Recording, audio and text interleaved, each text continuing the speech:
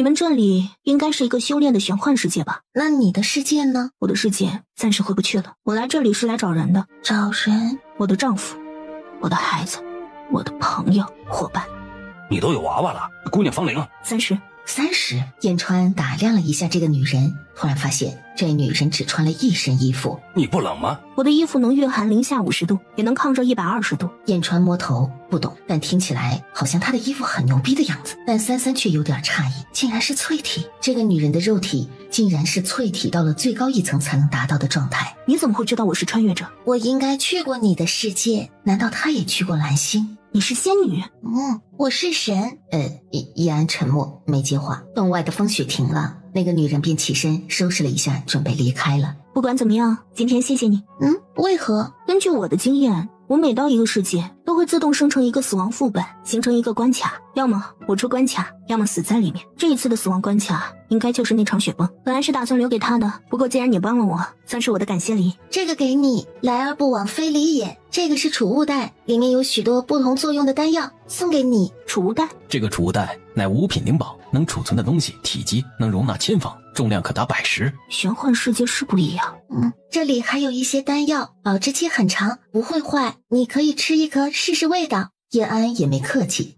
好吃吗？三三刚问完，一阵风突然刮过，便见叶安眨眼就消失在了原地。再看人，已经出现在几里之外了，一路上全是他飞速跑过的雪地脚印。他吃的好像是日行万里丹，会无限加速的。你是不是还忘了告诉他其他丹药的作用？好像是哦。太叔扶额，他的神呐！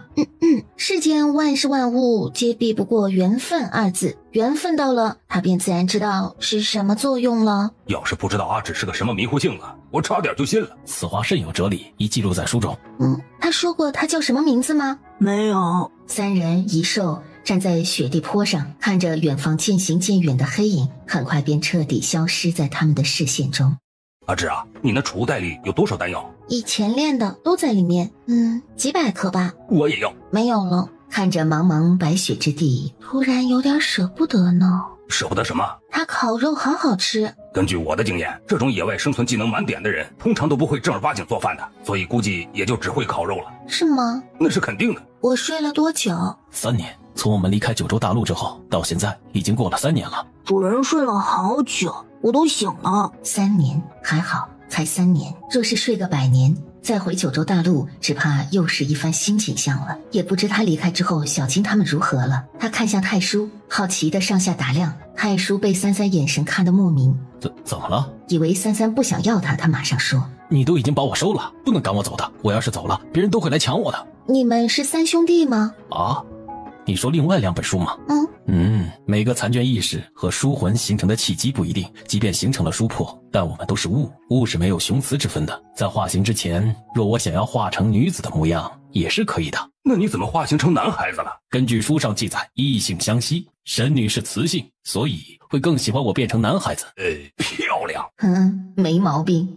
榆木脑袋，这也没错，人家本来就是木头做的纸，脑袋当然也算是木头做的了。小魂无语，燕川憋不住想笑，可太傻了。三三心中悠悠叹息，小川已经够傻的了，现在又多了一个小呆子。小月虽然暂无性命之忧，但我也只能将他魂魄暂居，护住肉体。他伤势过重，需要几味特殊的药引炼制大眼丹，才能修复他的伤势。正好大眼丹所需的其中一味药引，在冰河界中便可寻到。是玄阴奇水。好像是叫这个名字。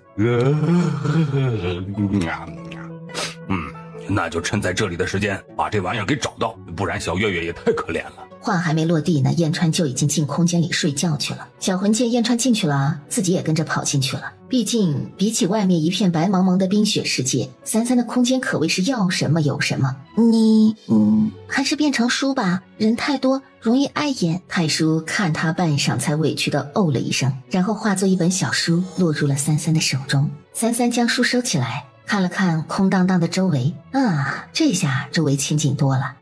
你作为一本书，难道没有记载玄阴奇水到底是什么地方吗？我知道在什么地方，但是不知道具体位置啊。玄阴奇水就在极寒之地，出现也是随机的，这个看运气。我只知道大概的方位，以及若是到了方圆10里之内，我是能感觉到的。而且我是太叔，太叔本身就能知道过去的事情。可是若是他出现了，不是已经出现了吗？已经不就是过去吗？那作者给我的设定就是这样，我有什么办法？怪作者。就是怪作者。根据我的记载，冰河界一开始并非这样。出生的冰河界虽然有极寒之地之名，但却并非整个位面都被冰雪覆盖，有的地方还是能够种植耐寒的绿植和食材的。后来这里出现了一只凶兽九头王蛟，在它出现之后，便控制了冰河界的风雪，使得整个位面全都被冰雪覆盖，寸草不生。这样的情况已经持续数千年了。九头王蛟就是小川口中所说的杂种吗？就在三三走在雪地中的时候，站在一处山巅上的年轻男人似有所感一般看向了三三的方向，而当他转过头来时，竟是一张再熟悉不过的脸。阿芷，那个孩子的身上怎么会有阿芷的气息？三三也停下脚步，抬头看向远处的山巅，但恰好在他抬头的那一刻，那人已经收回目光，转过了头，脚尖轻点便化作一道流光，飞离此地了。紫气，可好像又不是紫气。紫气不会用那种让他不舒服的眼神看他。那个人你知道是谁吗？不知道，没有机会去翻看那个人的过去，不过是神境强者，至少在大士级以上，仙王级。总觉得有点熟悉。在这个小插曲之后，三三继续前行到一处坡上停下，而放眼望去，前方已经隐约能看到已有人类的迹象，似乎是一个城池。三三正要往前走，突然雪地里蹦起一根长绳朝他袭来，他连动都没动，那袭向他的长绳瞬间就变成了粉末。就在这个时候，林海奇修行者的力量瞬间朝他逼过来，可同样那几道人影连靠都无法靠近他，在瞬间便被弹飞出去了。你们想杀我，还是说想要杀我夺宝？哪儿那么多废话，抓住他！几个人想要再次动手，只见寒芒一闪，他们还没来得及动手，人已经再次被强大气刃砸落在地上了。三三朝着刚刚说话的那个人缓缓走过去。前辈饶命，前辈饶命啊！我们也是一时鬼迷心窍，看到前辈独身一人，便起了歹念。三三平静地看着他，这个人在说谎。太叔的声音也响了起来，他在撒谎。不说实话就把你的头砍了。其他几人见三三注意力在其中一人身上，相视一眼，想要从背后偷袭，但人刚飞上去，只见三三手中刀忽然向后挥了一下，顿时血光四溅，所有人皆断了一条胳膊，惨痛的嚎叫着在雪地里滚来滚去。回前辈，我说，因为你是女子，此地乃九头山的范围，蛟王统治着整个冰河界，这个城池便是距九头山最近的地域。蛟王厌女，所以每一个月城中都必须献出一名女子送上九头山，若是能献出有修为的女子，便更能得到蛟王嘉奖，获得灵丹，或者换取九头山宫殿中的宝贝。所以你们的目的是想要抓我献给蛟王，换取宝贝？是我们一时鬼迷心窍，有眼不识泰山，还请前辈饶命啊！你知道玄阴奇水在哪吗？我知道，九头山上有个玄阴池，里面便有玄阴奇水。三三兜帽的眸色也微微动了一下，原来玄阴奇水在九头山，果然还是要问当地人才能找到好东西啊。太叔虽然知识面渊博，但在有些方面却还是受限的，并不能无所不知无所不晓。三三看着此人，然后将破天收回来。那人松了一口气的时候，三三却忽然挥手，血再次溅了一地，一只手臂也飞出去了，这样才整整齐齐。三三这才将破天收起来，直接迈步踏过了此地，朝着城池中走了进去。果真在上位面，真是神境到处走，灵海不如狗啊！要知道，在九州大陆，一个林海期就能打遍天下无敌手了。在这儿，林海期还不够阿芷塞牙缝的。这个城池叫林池，是去九头山的必经之路。九头山的蛟王便是凶兽九头王蛟，其化形千年，目前统治着整个冰河界。九头山距这里还有50里，方向和我所感应到的玄阴奇水的方向是一致的。三三突然觉得，其实带上太叔在身边，相当于多了个导航，也挺方便的。燕川现在则喜欢在三三的空间里待着，显然他不太喜欢外面的冰天雪地，反而小魂因为睡了太久，所以现在经常出来。如今的燕川实力已晋升到地阶，小魂亦是，但以他们的血统和实力，即便是和天阶，那也是有一战之力的。而要回到他们的实力巅峰荒神的话，还需要很长一段时间。三三走入城中，好奇地在四周看了看，除了来来往往的修行者之外，其他普通人跟九州大陆的人并没有什么区别。三三准备穿过这座城池，直接去九头山。女儿，我的女儿呢？我的珊珊呢？把我的女儿还给我，把我的珊珊珊还给我。阿婆，你女儿已经送到九头山上去了，你就节哀吧，别再来问了。我不管，你把我的珊珊还给我，都是你们把我的珊珊带走的，把珊珊还给我。哎，别说你女儿了，就连城主女儿都自愿为了冰河界去了九头山。别喊了，赶紧回去吧，再吵个没完，信不信把你扔进血窟去？妇人被一把推开，即将落地的时候，却突然被一股力量拖住了。阿婆，别找你女儿了，九头山呐，下不来了。是啊，恐怕已经变成焦王的腹中餐了，别找了。三三蹙了下眉，想到方才进城之前所遇到的修行者口中说的话，焦王每个月都会让周边的城池供上一名女子，如果是女修行者的话，会更有嘉奖。那人说是因为焦王讨厌女人，若是如此的话，那么进贡到九头山的女子应当是必死无疑的。不过若真是讨厌女子，又为何会有这样的规定呢？倒不如直接飞下来把女人杀光。九头蛟已经化形，而且按照属性来说应该和龙蛇同属性，所以倒是很有可能跟小川一样，也是个淫物。你想什么呢？喂，阿芝，你脑子想什么呢你啊？你别忘了，我是你的血气兽，你想什么我可都知道。老夫可跟那种杂种不一样，别把老夫跟那种杂种相提并论呢。糟糕，忘了屏蔽小川了。哎呦，我是那种人吗？不要污蔑我！三三老神在在，当自己方才什么都没想。三三继续穿过城池，直到三三出城的时候才被人拦下来。你是外来的？是。抓起来，拿下他！但刚往前一步，他们所有人便瞬间被一股强劲的力量弹飞了。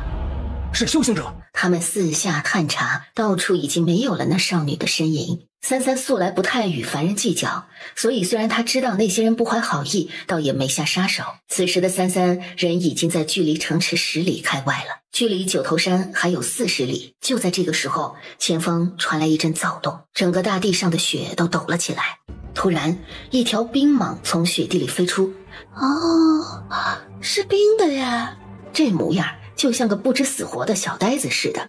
雪域冰蟒，内丹倒也是大补。在他正要出手之时，那冰蟒已经张开血盆大口，吞向那娇小的身影。孽主！他急喝了一声，却已经来不及了。而当他赶到时，眼前的一幕却让他俊容也变得有些震惊。那自上而下吞向少女的冰蟒竟然碎成了渣。他眸子冷眯了起来。就在刚刚，他好像看到了一只巨兽的虚影，是噬魂兽。此时，熟悉的气息也让他心口位置变得越发灼热，味道像是冰糖葫芦，还不错。冰糖葫芦，那下次他也试试。在三三的脸转过来的那一刻，男人眼中的寒冰仿佛在顷刻之间崩塌。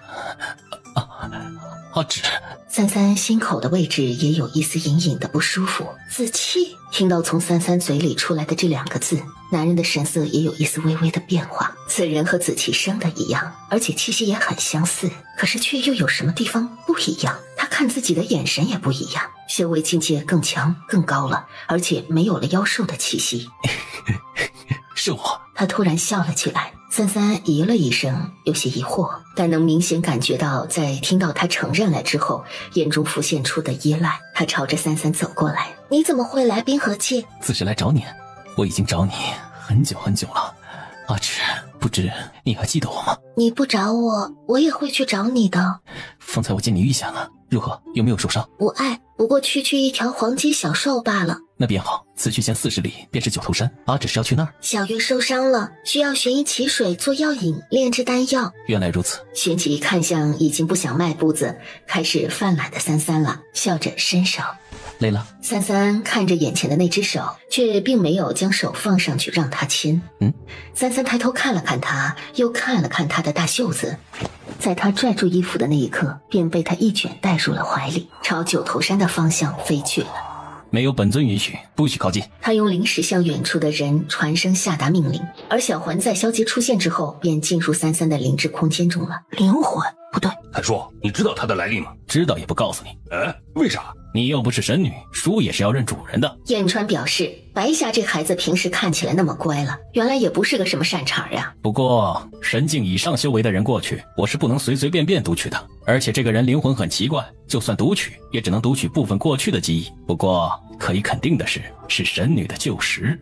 子气，没人应他。过了一阵之后，萧杰好似才听到一般。为何唤我阿芷？因为你本来就是阿芷啊。三三眸色微凉，却没有说话。小姐感觉到怀中人的沉默，嘴角的弧度也渐渐地敛了起来。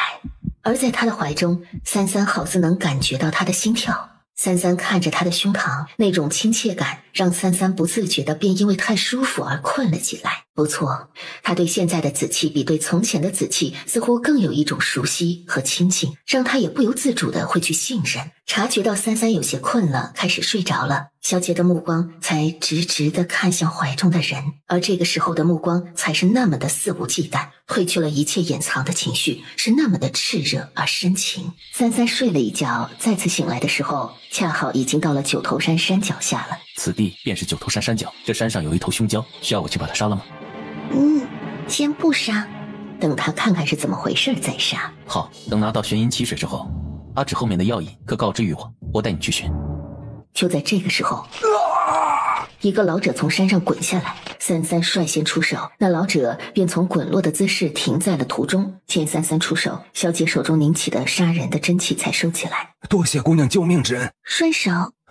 我方才在半山腰上采蘑菇，没想到脚下踩滑了，便滚了下来。若不是姑娘出手，只怕小老儿已下去见阎王了。三三疑惑，去山腰采蘑菇？小老儿家便住在山脚，不知姑娘公子可要到小老儿住处歇歇脚啊？正好婆娘今日做了一些好菜，也算是小老儿回报姑娘的救命之恩。而且看二位的模样，应该是要上九头山吧？不是小老儿说啊，这九头山呢，可上不得呀，危险得很。你们呢，还是别上了，随小老儿回家吧，吃点好吃的东西，暖和暖和手脚，便回去吧，也当是小老儿报答二位了。好，姑娘公子请，前面便是我家了，一点也不远呢。喏，你们看，是不是能看到我家的烟囱？还在冒烟呢。对白三三来说，并不需要太强的警惕心。用燕川的话来说，大佬通常都是大佬，习惯了，这就是大佬的行为。而眼前这个老者，三三能感觉到他是真的不想让他们上山，不过也真的是有好吃的。二位客人不要见怪，这山脚就只有我们这一户人家，儿子长时间不在家，所以我们家里啊也没什么饭桌，平日我和老婆子也便是这样坐着吃饭，还希望二位客人不要嫌弃才是。如此也好。我和老婆子酿的酒啊，都不是什么劲儿大的酒，都是些果酿，喝个2坛子都不会醉。小姑娘不要客气，喝完还有。这里还有肉菜汤，老婆子正在烙饼呢，等会儿便上来了。老头很是热情，热情的像是个人贩子。三三手里捧着温好的酒，轻抿了一口。小杰看着他喝下了肚儿，见他没什么反应，才收回了目光。二位，此来九头山，不知是上山还是路过此地呀？上山。那你们应该知道，九头山是谁的地盘吧？不知先生是何意？上去此山的人，无论是普通人还是修行者，小老儿我从未见人下来。我们既有缘，小老儿便奉劝两位一句，离开此地吧。尤其是这位姑娘。你的目的便是说这个？曾经有不少厉害的修行者想要上山去，但最后老头我都没有见他们下来过。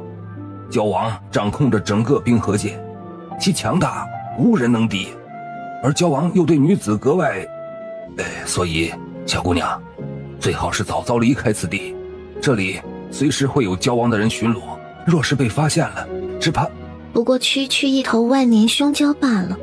听到三三如此之言，老头也皱起了眉，只当是没见过世面的少女说出的不知天高地厚的话，眼睛也开始闭上了。好晕。小姐也忽然闭上了眼睛。老头看到两人起反应，神色也变了。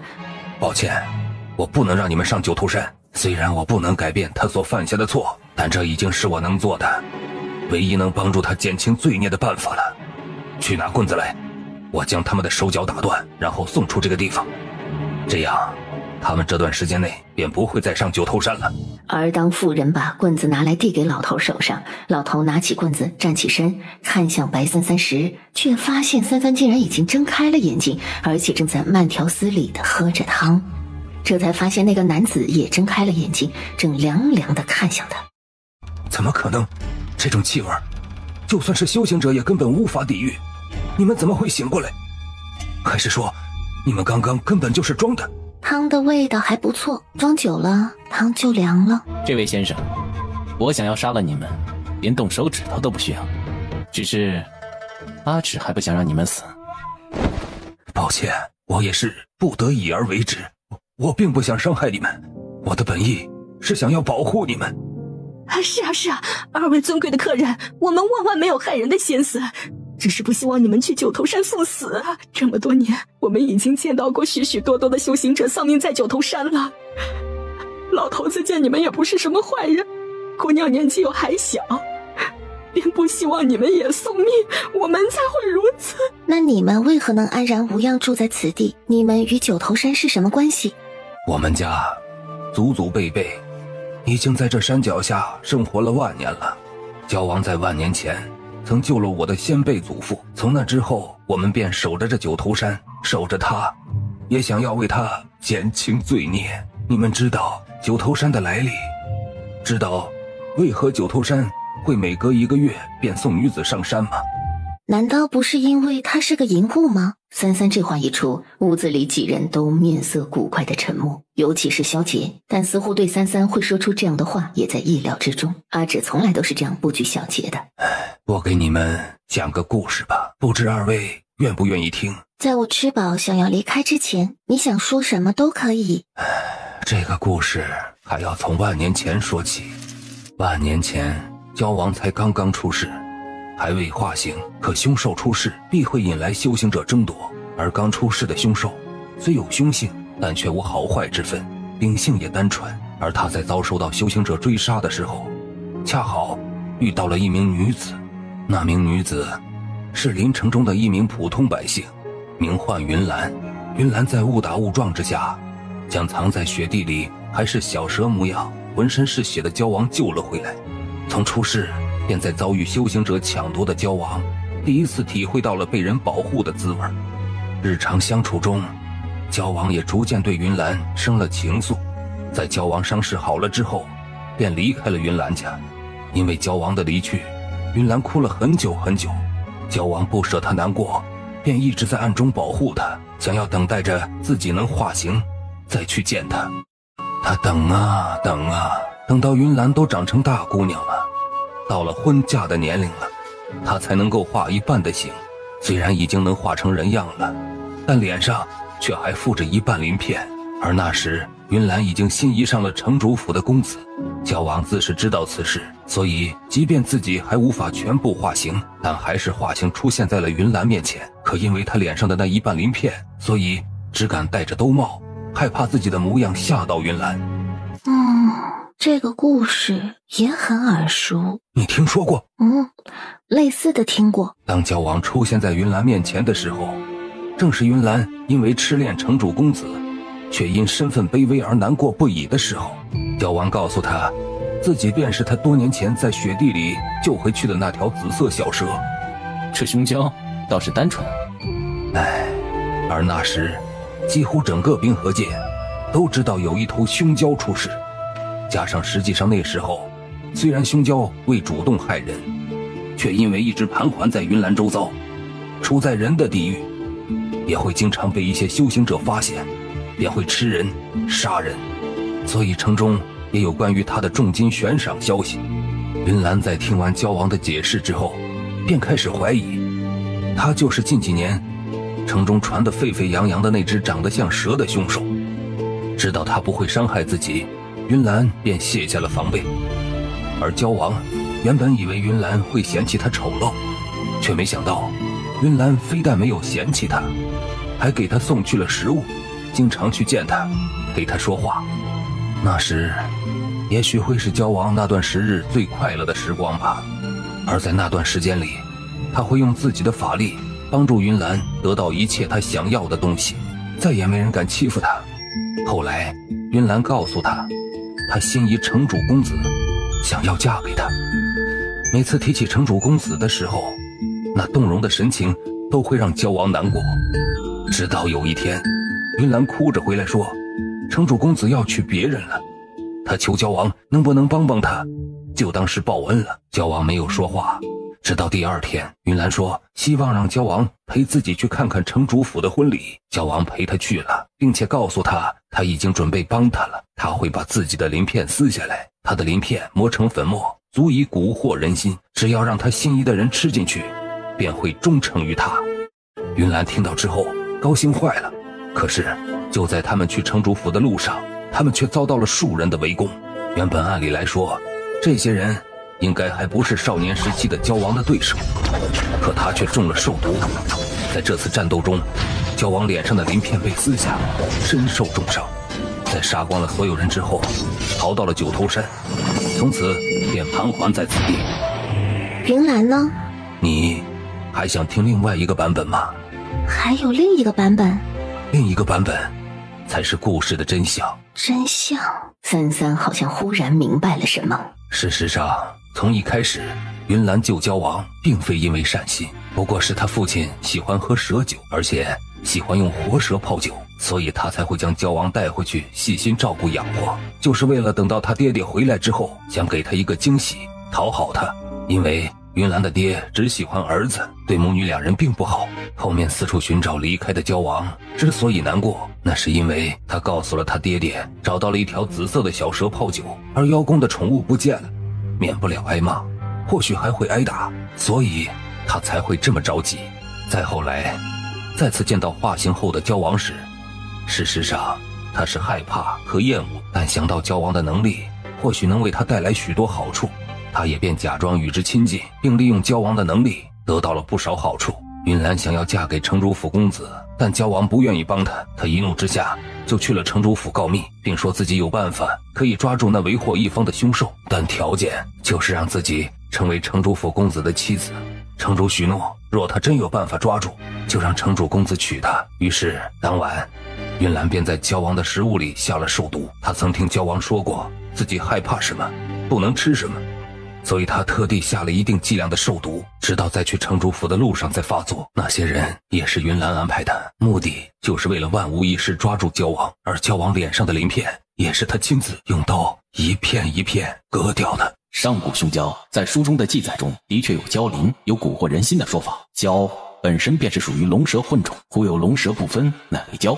鳞片中会分泌一种障眼之物，可如龙一般假造虚拟幻境。龙自海上翻滚，吞云吐雾，可幻化海市蜃楼。蛟亦是此理，蛟鳞便可做障眼之物。太叔一边跟着燕川钓鱼，一边摇头晃脑地说，但刚说完就被燕川一脚踹进了灵池里。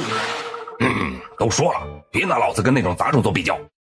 我是书啊，我要湿了，我要湿了，快把我捞起来！又不是普通的书，较个什么劲儿？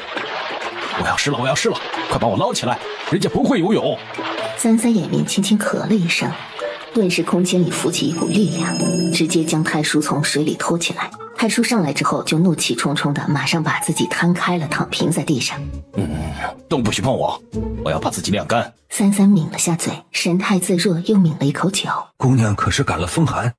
无碍，你继续说来便是。方才说到那云兰撕下了焦王脸上的鳞片，而焦王正在化形中，鳞片撕下便是鲜血淋漓，整张脸的血肉再也无法复原。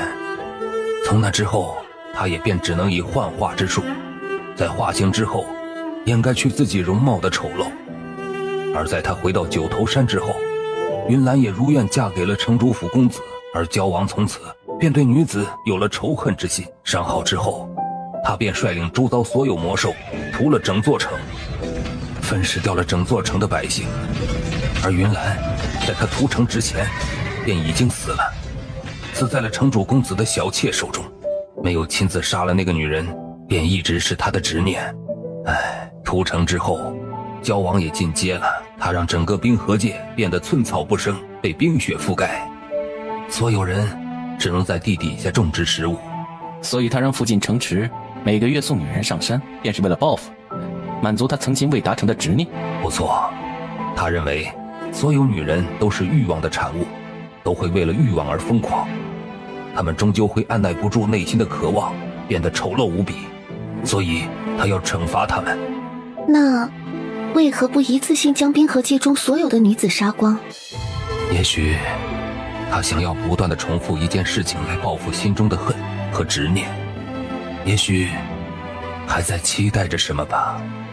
那你们为何会知道的这么清楚？哈哈，这方圆百里之内发生的事，没有我不知道的。你是此地山神？你怎么知道？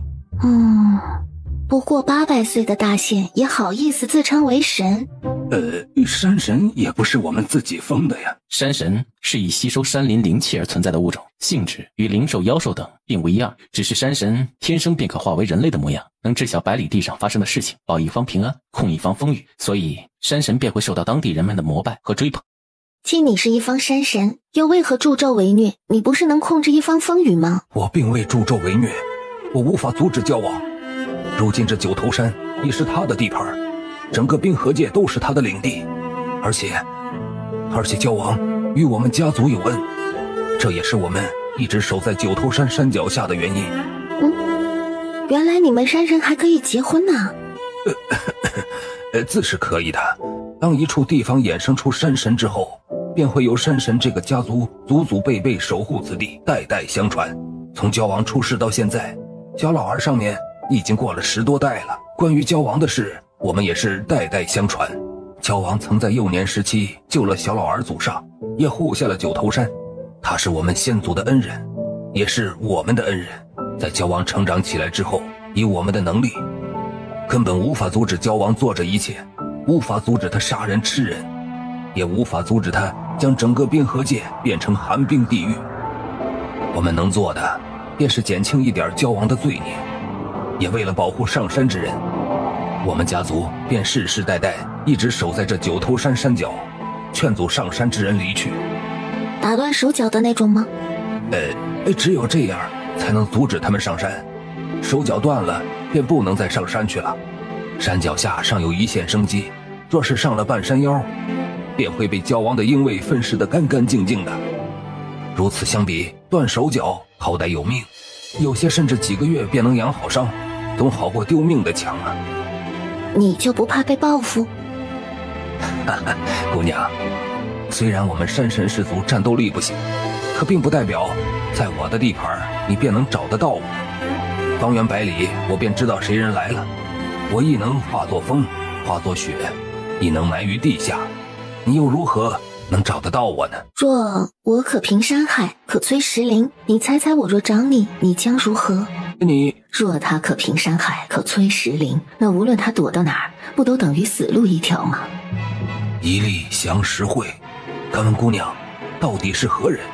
你的修为到底到了何种地步？你不若猜猜他的修为。萧洁勾唇，眉眼冷冽，周身气场突然暴涨，强大而可怕的威压顿时让老头心都提到了嗓子眼儿。原本的人形脑袋瞬间幻化成了可怖的骷髅形状，一声可怕的嘶吼之后，骷髅才变回了原来的人形模样。三三平眉，这便是山神氏族的原型啊，好丑。是神境强者。山神皆是惊惧，神境强者竟然会出现在冰河界，千界的强者屈指可数，怎么会出现在这小小的冰河界呢？明白为什么他的香对他们没有作用了。此男子既然是神境强者，那小姑娘虽看不出修为，也绝不是什么简单的人物。我吃饱了，给你说话的时间也到了，我要上山了。你们想去杀了他？交王乃是我山神氏族的恩人，我绝不允许你们伤害他。老头手上突然出现一把木杖，用力地拄在地面上，顿时地面便轰的一声分裂开了，一股力量也从那木杖中朝三三袭来。妇人见状也跟老头一样，手中画出了木杖。助纣为虐，他袖袍一甩，旋身便要动手，可眨眼间那逼来的力量已经被破，山神老头也在瞬间飞出去了。一把带血的扇子飞落回萧洁手中，而山神老头在地上抽搐了几下之后，便化作了骷髅的原形。三三目光看向萧洁，阿芷，你没事吧？老头，你们杀了他！他杀意逼向三三的方向，萧洁眼神也瞬间变得冷滞，杀心骤起。而就在此时，三三的一只小手却突然按住了萧洁的肩膀，另一只手猛地拂袖，妇人瞬间被一袖子所拂出的力量扇飞。随着一声惨叫，人也被扇飞到了不知何方。而当妇人落在雪地中时，已身受重伤，再无可战之力。此时一道玄色身影也缓缓地踏足到了雪地中。山神氏族，亦仿佛有感应一般，看向了夫人方才飞来的方向。这种熟悉的气息，若是你想留他们的命，告诉我便是。我只是不想让他们伤害你，倒也罪不至死。那下一次我便手下留情。子期是不会随便杀人的，子期比你好。眼前男人脸上的笑意骤然消失，神色也变了，眼中凝起的冷意是满满的妒忌。子期，我想我知道你是谁了。你知道我是谁了？阿芷，你当真想起我了？没有完全想起，但我知道你身上有我的心。阿芷，你终于想起来了，我找了你好久好久。你可知从我醒来的那一刻，我便一直在找你。你不是子期。你是不是见过一个和我长相极为相似的人？阿芷，那是我残魂的分身，那并不是我本身。你是错把他认成我了。小阿芷，你看我一眼便能认出你，我们之间有着不可分割的关系。你忘情成神，早已把我忘了，我不怪你。可你看，即便过了这么久，我们还是能互相认出彼此。你的灵魂，你的元神都还记着我，不是吗？子期不是你的残魂，也不是你的分身，他是他自己，他的灵魂是完整的。那是因为他把我的残魂吞噬了，可是他却用我的身份让你亲近他。阿芷，他不是我，他是另一个人，我才是主臣，是你最重要的人，你怎么能相信他？三三微微有些震惊，忽然之间胸口的位置剧烈的疼了起来。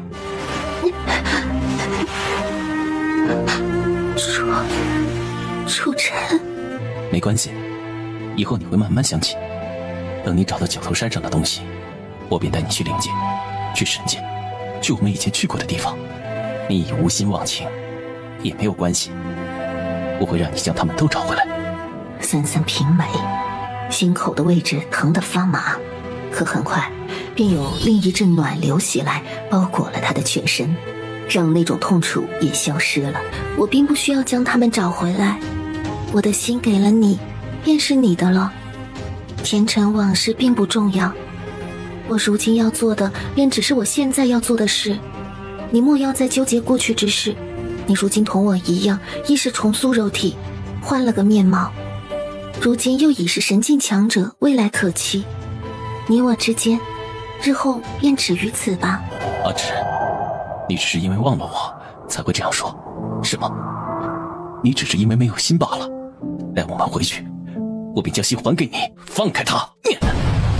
一道玄色身影从天而降，落在了三三身边。三三只觉得身子一轻，忽然悬空转了一圈，便落入一个熟悉的怀抱里。乖乖，你怎么样了？他是不是欺负你了？子期。而当看清三三小脸的时候，他才怔了片刻。小姐这才惊觉小丫头长大了，抱起来也比之前要不一样了。她耳根一阵泛红，手一软，差点把三三给掉下去。她小心地将三三放下。乖乖。楚尘拿下扇子，看到萧杰的瞬间，眼底亦是一片冰寒，冷炙的目光是毫不掩饰的杀意。两人目光相接的那一刻，都是一种对对方强烈的敌意。陨星竟然在你手中，且以认你为主。快点，你说说到底怎么回事？神女和他们两个，我都看不到完整的过去。不过神女以前的心在那个人身上，按照之前神女在书中所看到的记载，应该是从前神女为了救他，便将心给了他吧。但是呢，不知道哪里出了意外，那个人灵魂四散，有一部分灵魂碎片进入到了这个叫神女乖乖的人的身体里。结果这部分灵魂碎片被这个男人本身的意识给吞噬了，且以他原本身为主导，而那一部分残魂灵识则吞噬了那个身体本身的灵识，所以他能完全记得从前发生的事。也正是因为一开始都是同一个人残魂转生，所以才会生得一模一样吧。啥意思？说清楚点，我都没整明白。哎呀，反正就是他们两个长得虽然一样，但其实根本不是同一个人。这个叫子期的应该之前就把那个神女的老相识叫楚尘的人的残魂给吞噬了。你没见他是半妖吗？而且还是昆仑妖王的后裔，这种强大的基因怎么可能会让别的残魂灵识占据啊？啥玩意儿是一个人不是一个人的？燕川抓脑壳。那个人身上怎么会有阿芷的心呢？神女自己挖的呗。哎呀，女人狠起来是真狠呐。那你书上有写阿芷是喜欢挖心的家伙吗？没写，不过这么看来估计是不喜欢吧，要么就是移情别恋了。就是你诓骗了阿芷，我从不骗他，若不是你诓骗了他，阿芷也不会将你错认成我。也罢，今日我们便新仇旧恨一起算。今日我便杀了你，将你魂魄抽出，阿芷便不会将你当成是我了。好大的口气啊！想杀我，也要看你有没有这个本事。话落的瞬间，萧杰瞳孔已变成了银白色的妖瞳，周身妖力肆虐。妖，难怪他的那一部分残魂会被吞噬，原来是因为这小子有妖族的血统。在三三眨眼之间，萧杰已化作一道银白色的闪电，提剑朝楚尘刺过去。楚尘折扇一收，一股磅礴真气便从折扇飞出，直逼向允心。